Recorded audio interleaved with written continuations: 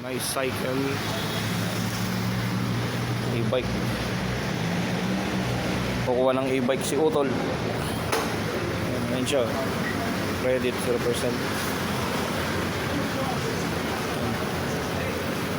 Anong kulay kukunin mo? Anong kulay mo, boy? Anong kulay blue? Okay. Yun na yan. Sandero. Honda na rin yan, ha? Magkano down yan, boss? Free. Walang down. Amortization na lang.